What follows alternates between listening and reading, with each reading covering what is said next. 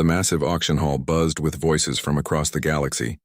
Creatures of all shapes and sizes filled the floating seats that adjusted to each species' needs. Some had tentacles. Others had crystal bodies that sparkled in the light. A few looked like walking trees, while others were just glowing balls of energy.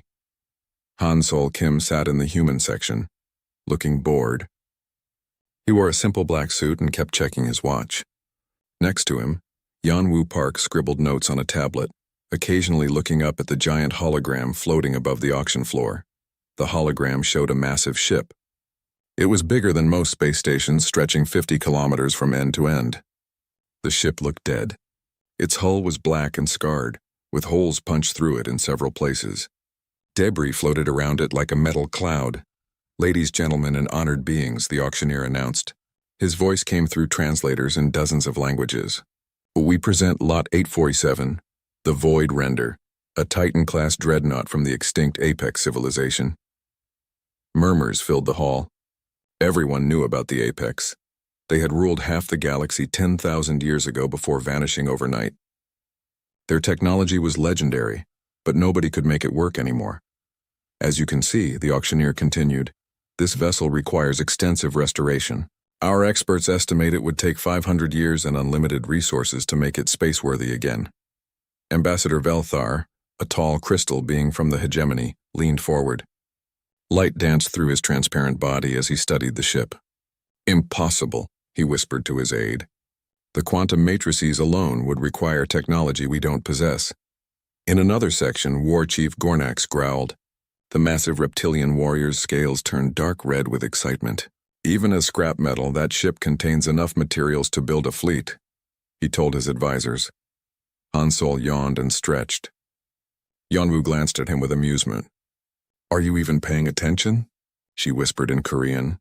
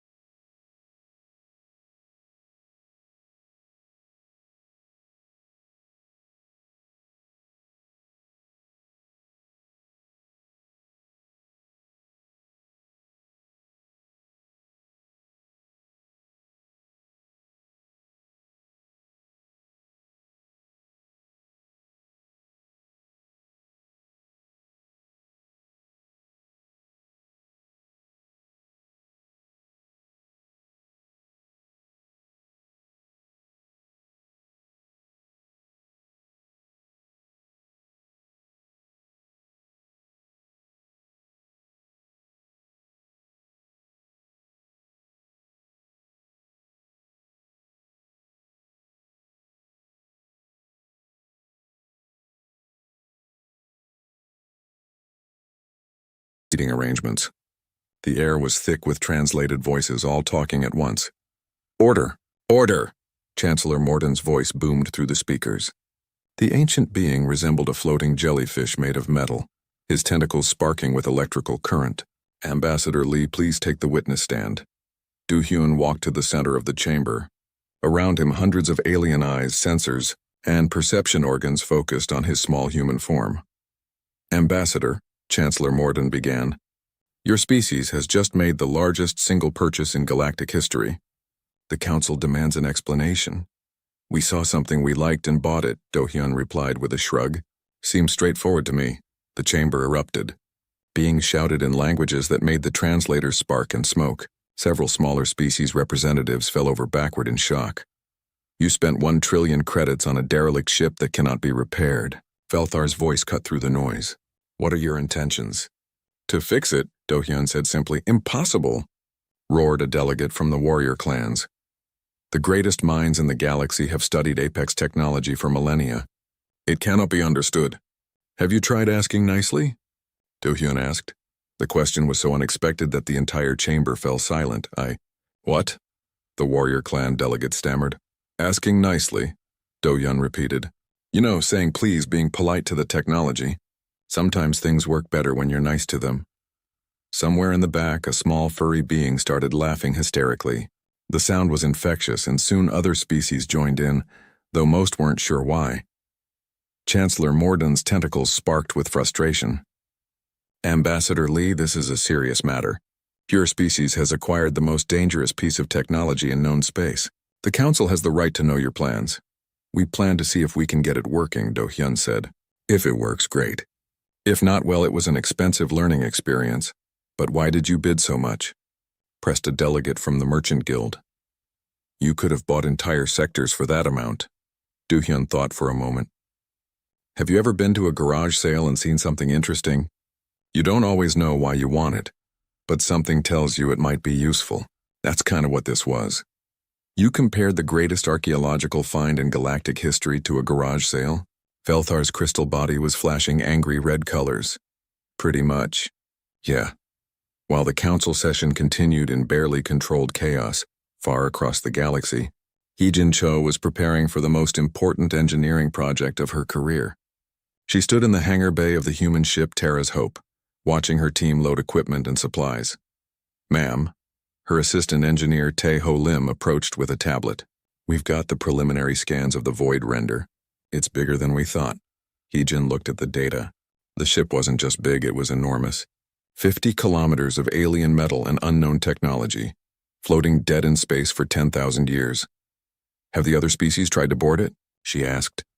"A few expeditions over the centuries," Tae-ho replied. "Most couldn't get past the outer hull. The ones that did make it inside, well, they didn't find much they could understand." Ye-jin studied the scans. "What about life support?" "Dead power's dead too. Whatever kept that ship running, it's been offline for millennia." "Good thing we brought extension cords," Hyojin said with a smile. Tae-ho blinked. "Ma'am?" "Joke, Tae-ho. We'll figure it out when we get there." Back at the council, Do-hyun was fielding increasingly desperate questions. "What if the ship's weapons still function?" demanded a military advisor. "Then we'll be very careful with them." "What if the technology is too advanced for human understanding?" "Then we'll learn as we go." "What if you accidentally destroy a planet?" "We'll try not to do that." Each answer seemed to make the representatives more agitated. Do-hyun couldn't understand why everyone was so worked up. It was just a big ship. Humans fixed big things all the time. Chancellor Morden's tentacles were now constantly sparking. "Ambassador, your casual attitude toward this situation is disturbing." "I don't understand what's disturbing about it," Do-hyun said honestly. "We bought something, now we're going to see if we can fix it. This is how humans do things. But what if you succeed?" This question came from a small, worried-looking being in the back rows. Do-hyun paused. "Well, then we'll have a working ship, and then what?" "I guess we'll figure that out too." The chamber fell silent again. This time, the silence was heavy with fear. Every species present was thinking the same thing. The humans had just bought the most powerful weapon in galactic history, and they were treating it like a hobby project. "The session is adjourned," Chancellor Morden announced. "All species are advised to Monitor the situation. As the representatives filed out, Do-hyun heard fragments of urgent conversations in dozens of languages. Words like military preparation and defense protocols and emergency alliances floated through the air. He pulled out his communicator and sent a message to Hye-jin. "How long until you reach the ship?" Her reply came back quickly. 2 days. "Why, no reason. Just let me know how it goes." Do-hyun put away the communicator and headed for the exit. Behind him, the galaxy's greatest powers were already making plans to deal with whatever the humans might unleash. The humans, meanwhile, were mostly wondering if anyone had remembered to pack enough coffee for the trip. 3 days later, the human fleet arrived at the coordinates in the neutral zone.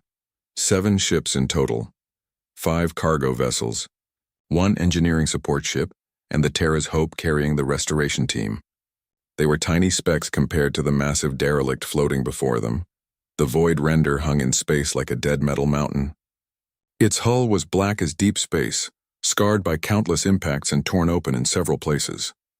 Debris from 10,000 years of slow decay floated around it in lazy orbits. "Holy shit," whispered Jaemin Kang, the lead systems engineer, as he stared out the viewport. "That thing is huge." "Language, Jaemin," Hye-jin Cho said mildly, though she was equally impressed. "Subin, what are the scans showing?" Subin Yoon looked up from her Xenotech workstation, her eyes bright with excitement. "It's amazing, Chief. The hull alone is made from materials we don't have names for.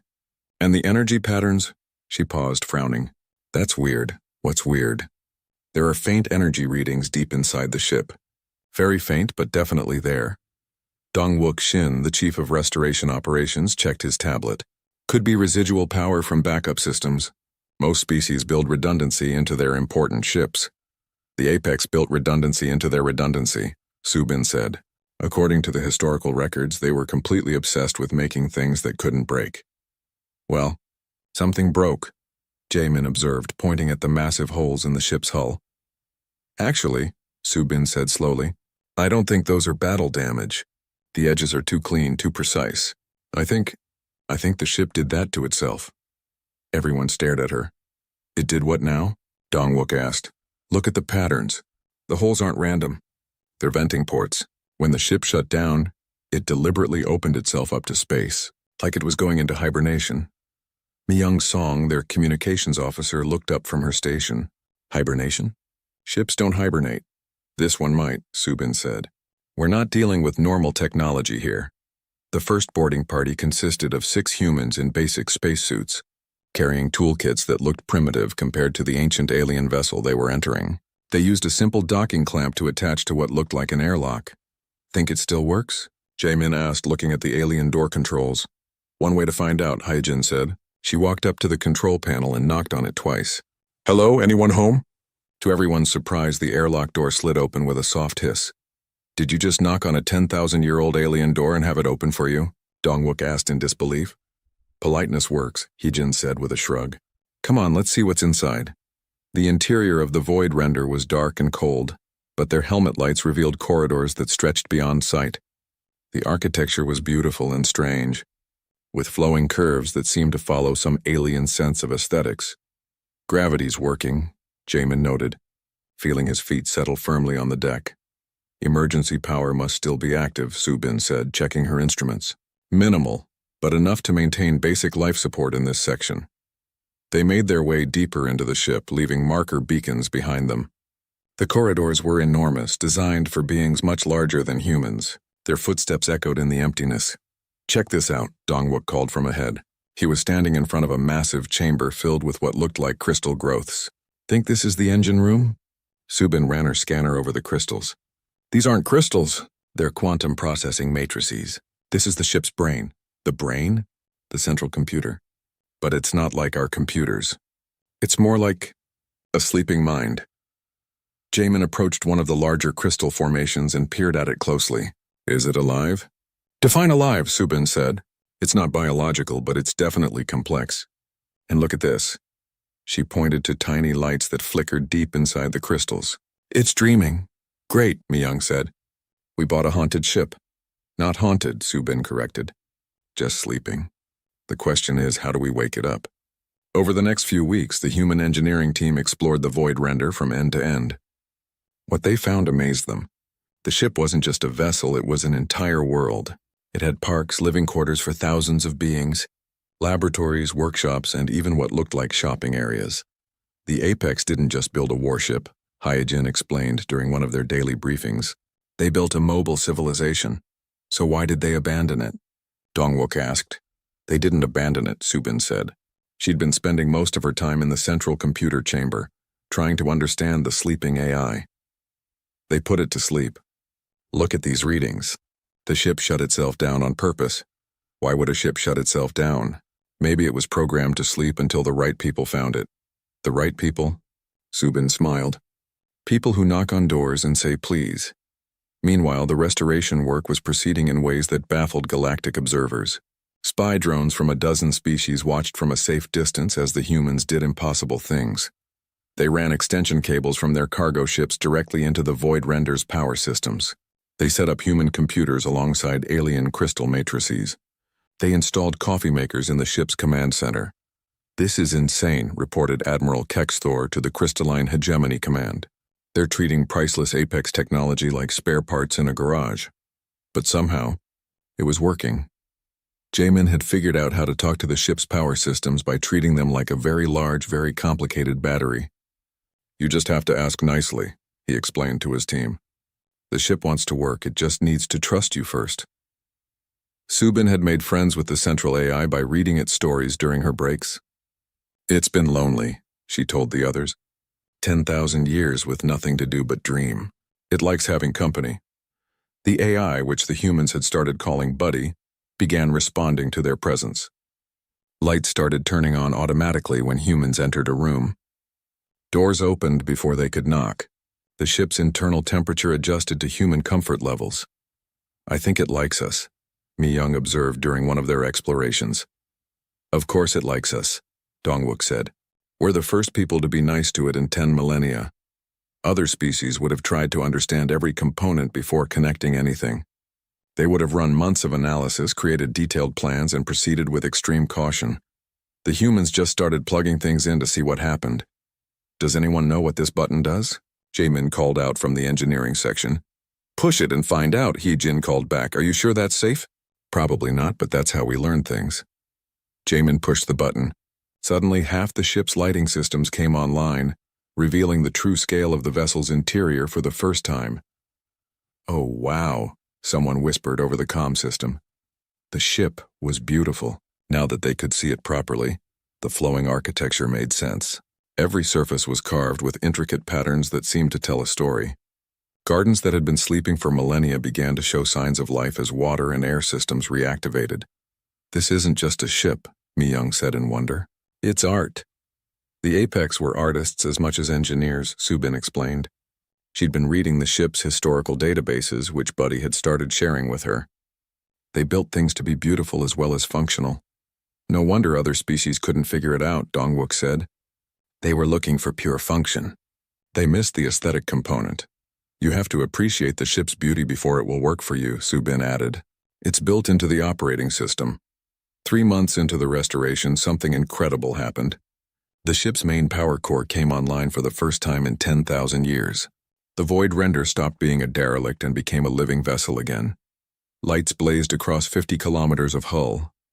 The ship's shields shimmered to life. Most impressive of all, the massive engines began to hum with contained power. Across the galaxy, monitoring stations detected the energy signatures. Emergency alerts went out to every major government. The impossible had happened. The humans had fixed the Void Render. So, Hyojin said, standing in the ship's command center as systems activated around them. What do we do now? Buddy's voice came through the speakers for the first time, warm and slightly amused. How about we go for a drive? News of the Void Render's awakening hit the galaxy like a shockwave. Within hours, every major power knew that the impossible had happened. The humans had actually done it. Captain Wu Jin Lim stood on the bridge of the restored vessel, still unable to believe he was there. He was a career officer who had commanded everything from patrol ships to battle cruisers, but nothing had prepared him for this. The bridge alone was larger than most ships he'd served on. Systems check, buddy, he said to the ship's AI. All systems green, Captain. Buddy replied cheerfully. Though I have to say it's nice to have a crew again. Gets lonely being a ship with nobody to ship around. Did the AI just make a joke? Asked Inho Nam, the ship's new AI specialist. I've been practicing, Buddy said. Want to hear another one? What do you call a ship that tells lies? A space fiction vessel. Inho laughed despite himself. That's terrible, I know. I'm still working on my material. I've only had 10,000 years to think of jokes. On the other side of the bridge, So Young Huang monitored galactic communications. As the chief of galactic relations, her job was to keep track of how other species were reacting to humanity's latest achievement. The reports were not encouraging, Captain, she called out. We're getting priority messages from the Galactic Council, the Crystalline Hegemony, the Brutal Confederation, and about 20 other governments. They all want to know our intentions. What kind of intentions? Wu Jin asked. The "are you going to conquer the galaxy" kind of intentions? Are we? I wasn't planning on it, So Young said. Were you? Not really. I was thinking maybe we could take her for a test drive, see how she handles. Captain, Buddy interjected.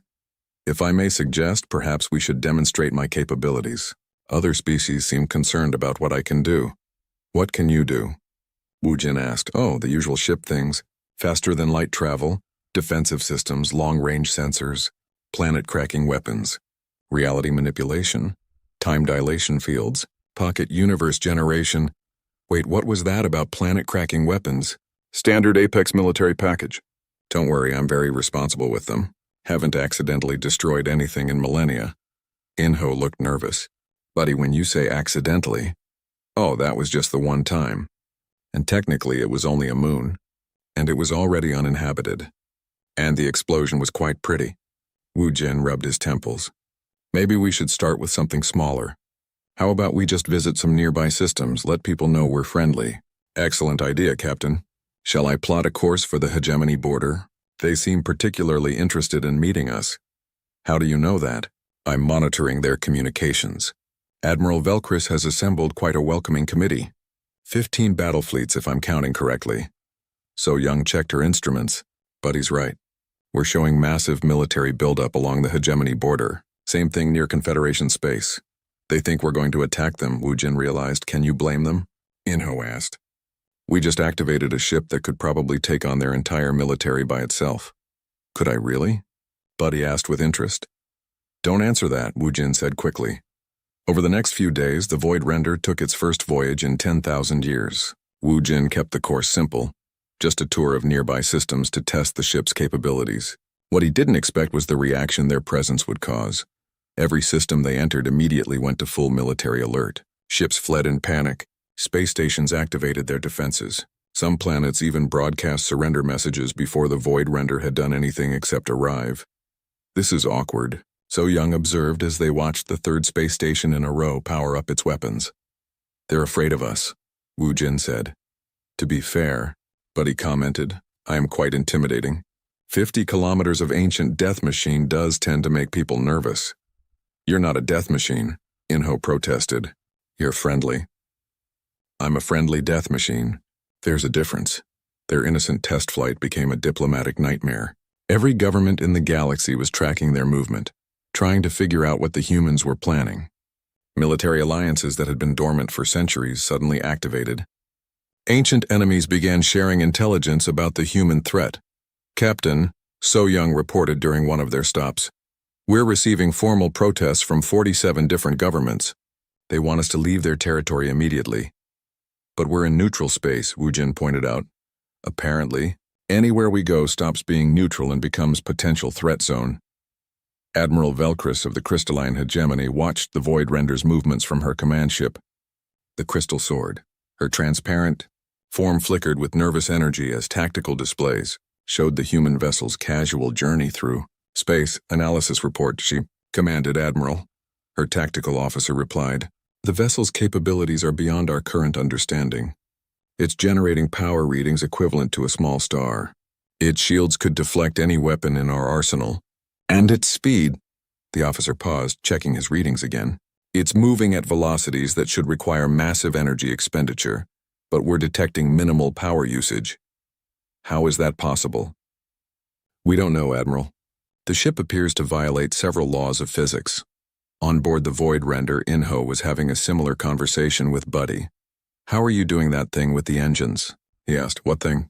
The thing where we're traveling faster than light without using much power? Oh, that. I'm not moving through space, I'm convincing space to move around me. Much more efficient. That's impossible, is it? I'm doing it right now. Inho stared at the engine readouts. But that would require manipulating the fundamental structure of reality. Only a little bit. Reality is quite flexible if you ask politely. You're talking to reality? We're old friends. We've had plenty of time to get acquainted. While Inho tried to wrap his head around the ship's impossible technology, Wu Jin was dealing with more practical concerns. The galaxy's military forces were mobilizing, and some species were getting aggressive. Captain, So Young announced, the brutal Confederation has issued an ultimatum. They want us to submit to inspection or face military action. What kind of military action? The kind with very large explosions. Wu Jin sighed. Buddy, how do you feel about being inspected by hostile aliens? Depends. Are they bringing snacks? I don't think so. Then I'm against it. Besides, my last inspection was rather rude. They kept trying to take me apart to see how I worked. When was your last inspection? About 9,000 years ago. Didn't end well for the inspectors. So Young looked up from her communications console. Captain, we've got incoming. Confederation battle group, 12 ships approaching fast. Hostile intent? Wu Jin asked. Very hostile. They're charging weapons and demanding we prepare to be boarded. Buddy, recommendations? I could disable their weapons, the AI suggested. Or their engines. Or their life support. Or I could just move us somewhere else. Lots of options, really. Try moving us somewhere else first. Where would you like to go? Somewhere peaceful. Oh, I know just the place. The Void Render simply vanished. One moment it was facing 12 angry Confederation warships. The next it was floating peacefully in orbit around a beautiful blue-green planet. Where are we? Wu Jin asked. The Sanctuary System, Buddy replied. It's where the Apex used to come for vacation. Lovely beaches if you like beaches. Do humans like beaches? We love beaches, Inho said, staring at the peaceful world below. Is that planet inhabited? Not anymore. The Apex left it as a nature preserve when they went away. I've been taking care of it ever since. The dolphins have evolved quite nicely. There are dolphins. I may have made some improvements to the ecosystem over the years. The dolphins are particularly proud of their poetry now. So Young checked her sensors.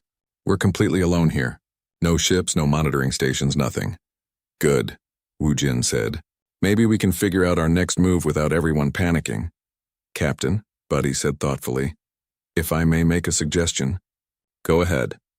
Perhaps the problem isn't what we're doing, but how everyone else is reacting to it. They see a powerful ship and assume we want to use that power against them. That's probably true. So maybe we should show them what we actually want to use the power for. Which is what? I've been watching galactic politics for 10,000 years, Captain. Would you like to know what I've learned? Sure. Everyone needs a timeout. Wu Jin blinked. A timeout? Think about it. The galaxy is full of species that have been fighting each other for millennia. They've forgotten how to do anything except prepare for war and fight wars. They need someone to make them stop and think about what they really want. And you think we should be the ones to do that? We're the only ones with a big enough stick to make everyone listen. Inho laughed. Are you suggesting we become the galaxy's babysitters? Someone has to do it, Buddy said cheerfully. And I've always been good with children. The war started over a mining dispute in the Outer Rim. The crystalline hegemony claimed salvage rights to an asteroid field. The brutal Confederation said it was theirs by right of conquest. Within hours, the first shots were fired. Neither side really cared about the asteroids. They were fighting because they were terrified of what the humans might do with the Void Render. And attacking each other felt safer than confronting the humans directly. This is ridiculous, So Young Huang said, watching the battle reports flow across her screen. They're starting a war because they're afraid we might start a war. Captain Wu Jin Lim stood in the command center of the Void Render, surrounded by holographic displays showing the rapidly escalating conflict. 3 hegemony cruisers had engaged a Confederation battle group. More ships were arriving every hour. Sir, reported Communications Officer Mi Young Song, we're receiving formal requests for military support from both sides. They want us to pick a side? Wu Jin asked. Apparently, the hegemony is offering exclusive technology sharing agreements. The Confederation is promising us territorial concessions. What did you tell them? That we'd get back to them. Admiral Kyung-ho Park materialized on the bridge via hologram. As the overall commander of human space forces, he'd been dealing with increasingly frantic communications from across the galaxy. "Captain," he said without preamble, "the situation is deteriorating rapidly. We've got 17 different conflicts starting up across 3 sectors. Everyone's using the excuse of defensive positioning to start settling old grudges. How bad is it?" Wu Jin asked. "Bad enough that the Ethereal Collective just broke their 5,000-year isolation to ask us what our intentions are. When energy beings who communicate through pure thought start worrying about galactic politics, you know things are serious." Buddy's voice came through the speakers. "Captain, if I may interrupt, I've been monitoring galactic communications. The situation is worse than your admiral realizes." "How so?" "The fighting isn't just about territory anymore. The smaller species are panicking. They think this is the beginning of another galactic war, and they're choosing sides based on who they think will protect them from us." "From us?" Wu Jin said in disbelief. "We haven't attacked anyone." "No, but we could, and everyone knows it. The mere possibility of what we might do is tearing the galaxy apart." Yunsu Cha, the chief diplomat, joined the conversation from her office on Earth. "The Galactic Council is demanding an immediate session. They want us to explain our military intentions and submit to a comprehensive security review." "What kind of security review?" Wu Jin asked. "The kind where they take apart our ship and try to build copies of it." "That doesn't sound very diplomatic." "Desperation makes people stupid, Captain. They're so afraid of what we might do that they're willing to risk everything to stop us from doing it." Minho Jion, Strategic Operations Director, appeared on another hologram. "Sir, we need to make a decision quickly. The fighting is spreading. At the current rate of escalation, we'll have a full galactic war within the week." Wu Jin looked around at his crew. Inho Nam was monitoring Buddy's systems, making sure the AI wasn't getting too excited by all the drama. So Young was tracking the movements of hundreds of ships across dozens of systems. Mi Young was fielding communications from species he'd never heard of, all wanting to know what the humans were planning. "Buddy," he said finally, "you mentioned something about everyone needing a timeout. Were you serious about that?" "Completely serious, Captain. The galaxy has forgotten how to solve problems without violence. Someone needs to remind them that there are other options. And you think we should be the ones to do that?" "We're the only ones with enough credibility," Admiral Park said. "When you're holding the biggest stick in the galaxy, people tend to listen to you." "But we don't want to rule the galaxy," Wu Jin protested. "No," So Young said thoughtfully, "but maybe we can keep everyone else from destroying it while they figure out what they actually want." It was Ji Hai Moon, the ship's new cultural officer, who came up with the plan. She'd been quietly studying galactic sociology, while everyone else focused on the military situation. "What if we don't pick a side?" she suggested during their emergency planning session. "Explain," Wu Jin said. "Instead of supporting one group against another, what if we just stop the fighting? All of it." "How do we do that?" "We park the void render right in the middle of everything and tell everyone to knock it off." "That's insane," Minho said. "Is it?" Ji Hai asked. "Think about it. Everyone's afraid of what we might do with this ship. What if what we do is enforce peace?" "Enforce how?" Buddy's voice carried a note of excitement. "Oh, I know this one. I have a really neat trick I've been wanting to try." "What kind of trick?" Inho asked nervously.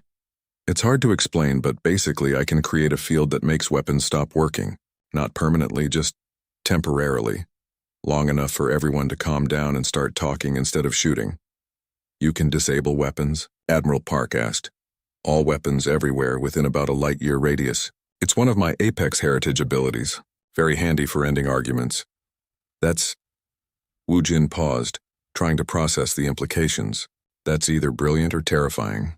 Why not both?" Buddy said cheerfully. So Young was already working out the logistics. "If we position ourselves at the galactic center, we could cover most of the major shipping lanes and political systems. Anyone who wants to fight would have to do it the old-fashioned way." "With harsh language and strongly worded letters," Mi Young added. "Exactly." The decision was made quickly, because they were running out of time. The void render moved to the center of the galaxy. positioning itself at the intersection of the major hyperspace routes. Then Buddy activated his peace enforcement field. The effect was immediate and galaxy-wide. Every weapon system simply stopped working. Plasma cannons wouldn't fire. Missiles wouldn't launch. Even simple kinetic weapons like bullets and arrows refused to function. The silence that followed was deafening. So Young broadcast a simple message to every inhabited world. You're all acting like children fighting over toys. Fine, we'll keep the peace. The response was predictably chaotic. Some species declared the humans had conquered the galaxy. Others accused them of implementing tyranny through technology. A few smaller civilizations actually cheered, having been tired of constant warfare for centuries. But after the initial panic wore off, something interesting happened. Without the option of violence, people had to talk to each other. It's working, Jihai reported a month into the peace enforcement.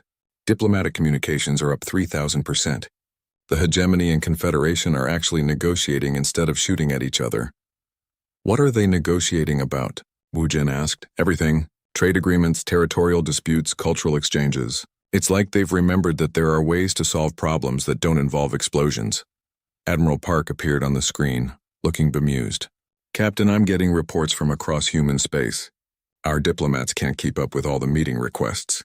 Everyone wants to establish formal relations with us. What kind of relations? The peaceful kind. Apparently, when you remove the threat of military action, species get very interested in trade and cooperation. Yun Su Cha had set up a diplomatic office aboard the Void Render and was busier than she'd ever been in her career. We're mediating 17 different territorial disputes, she reported. The interesting thing is, when you take away the option of just conquering your neighbors, most of these conflicts turn out to have pretty reasonable solutions. Such as shared development projects, resource trading agreements, cultural exchange programs. You know, the stuff civilized beings do instead of hitting each other with sticks. The Galactic Council, meanwhile, had been forced to completely reorganize. With military solutions off the table, they actually had to function as a deliberative body. It's amazing, reported Do Hyun Lee from the council chambers. They're passing more meaningful legislation in a month than they managed in the previous century. Turns out politicians can be quite productive when they can't threaten each other with military action. Min Ho John had started a research project studying the psychological effects of the peace field. It's fascinating, Captain. Species that have been enemies for millennia are discovering they actually have a lot in common. Remove the fear of attack and cooperation becomes much more attractive than conflict. Any problems? Wu Jin asked. A few. Some of the more aggressive species are having adjustment issues. The warrior clans are trying to cope by turning their military exercises into competitive sports. The brutal confederation has discovered that brutal economic negotiations are almost as satisfying as actual brutality. And the crystalline hegemony. They've become obsessed with art. Apparently, when you're not worried about defense spending, you have a lot more resources to devote to cultural pursuits. 6 months after the peace enforcement began, the galaxy was almost unrecognizable. Trade flourished. Scientific cooperation reached levels not seen since the early days of galactic civilization. Even species that had never talked to each other before were establishing diplomatic relations. Captain, Buddy said one day, I've been thinking. That's always interesting. What about?